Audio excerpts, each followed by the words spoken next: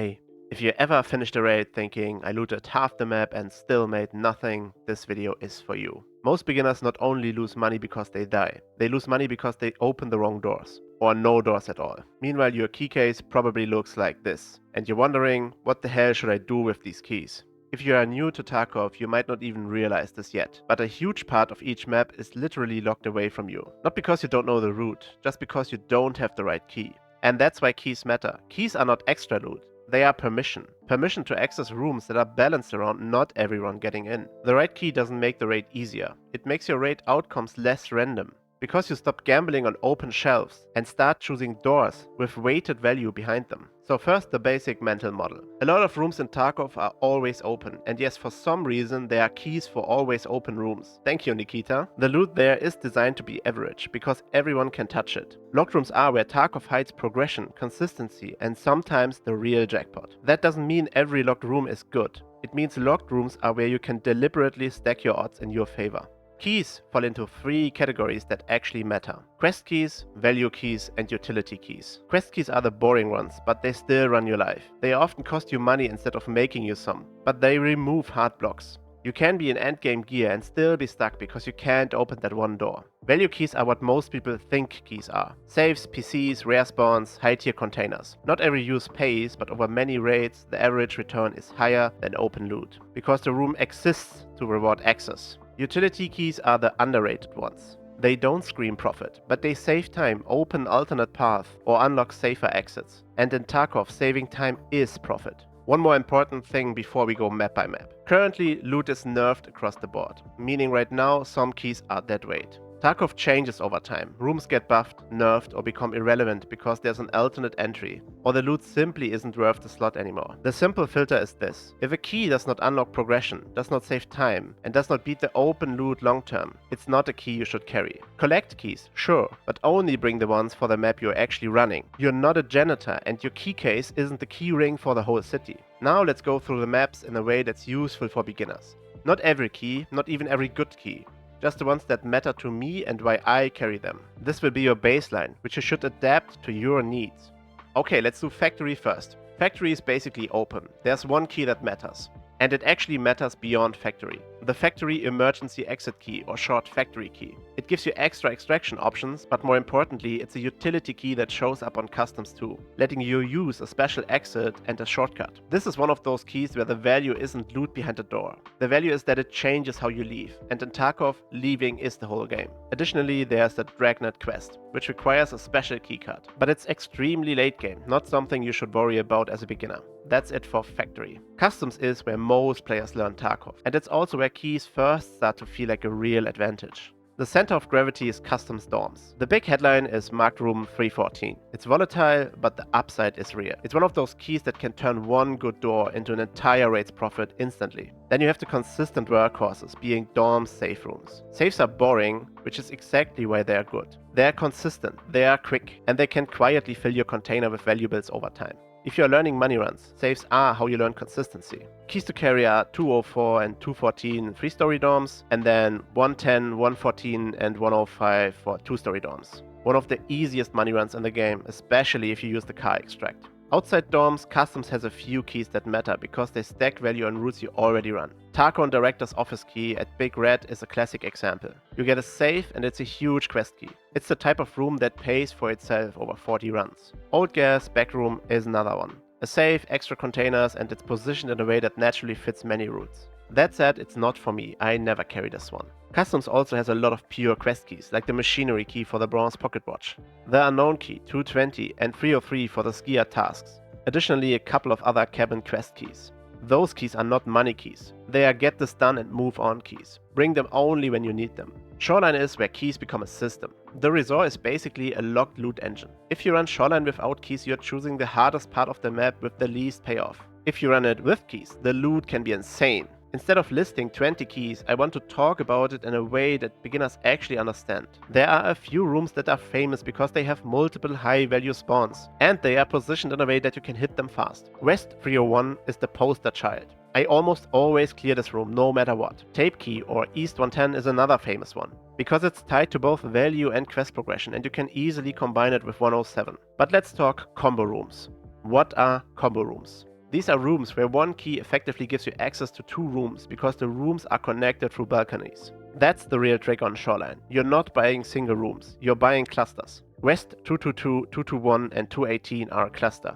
You only need one of them to open all 3 rooms, because they are all connected via the balcony. And being already there, you can open 220, 219 and 216 just across the hall. You need all 3 keys here, but combined with say 218, it's a massive 6-room loot cluster using 4 keys.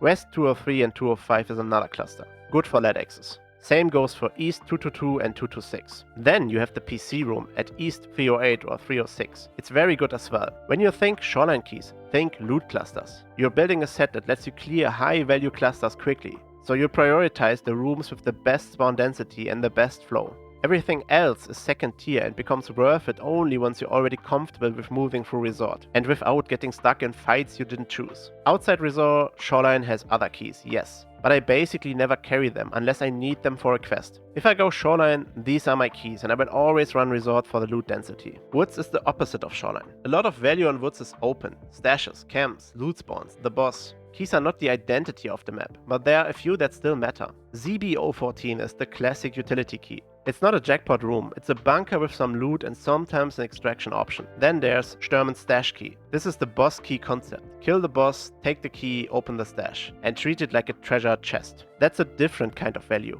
It's not something you buy to run every raid, it's something you use because the game hands you a one-time door. Main takeaway is this: Woods is mostly open value. Keys are supplemental, not central. Interchange is weird, because the mall already has a lot of open value if you know where to look. But the keys that matter are extreme. They are not small upgrades, they unlock big identity rooms. Kipper is the obvious one. 2 keys, power requirement and an alarm risk. But the payoff is weapons and attachments concentrated in one place. Ultra Medical is the other. Same deal, power gated, but when it hits hard. Then you've got a utility layer that makes the map feel less miserable. The safe room extract concept with the 11SR card. Especially in PvP, keys mean control over how you leave when the main extract is camped. Quest-wise, you should be on the lookout to grab an Amacon and an Oli logistics key. Get them early before the prices spike when everyone is on that quest. Personally, I don't run any keys on Interchange unless I'm doing a quest, and I still have no trouble filling my bag.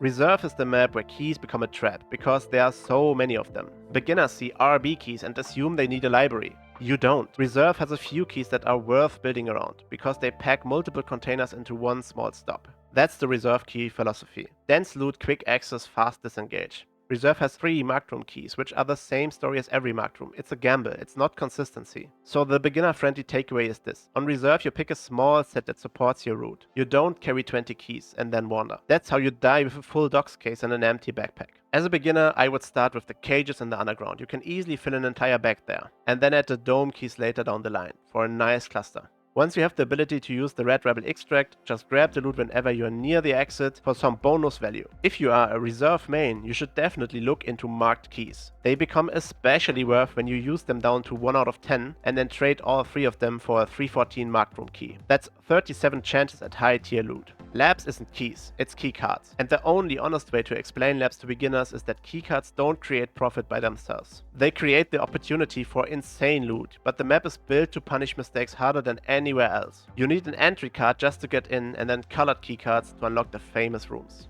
The rooms exist because they concentrate high tier spawns behind access. That's why the cards are valuable. But if you can't consistently survive labs, the cards are not an investment, they are a donation. Blue and Old Black slack a bit behind in value. All of the others are very much worth it if you can bring out the loot. Personally, whenever I go labs, I bring all keycards. But wait, don't buy the rest unit card on the flea. It's 100% spawn in labs. Check out my 18 million labs video. I show most of the rest unit card spawns there.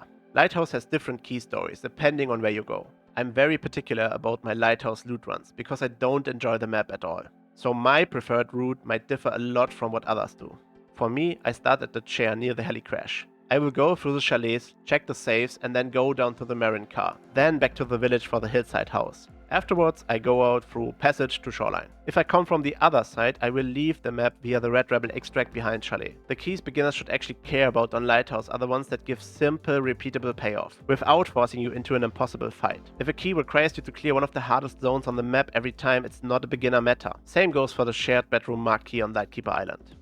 Finally, Streets, my favorite map. Streets is the map where people tell you you don't need keys, and they're right. Streets is extremely generous with open loot, but keys still matter here because they compress value. A manager's office with a safe, a bank office with multiple registers, a high-profile apartment. They take a huge chaotic map and turn parts of it into guaranteed payoff. Streets also has marked rooms, and the door, the one that needs the bloody rusted key. Back in the day, that room was one of the most insane locked rooms in the entire game. On top of that, Streets is full of quest keys. You can easily fill an entire sick case with Streets keys alone, but that misses the point. The point of keys isn't collecting them, it's deciding. Every raid should start with the question, what am I doing here? If you're questing, you bring your quest keys and nothing else. If you're farming value, you bring the smallest set that supports your route and you hit the doors in priority order. So instead of listing everything, here's what I would carry in your shoes. The MVD key, insane ammo, solid value. Just be careful about the boss.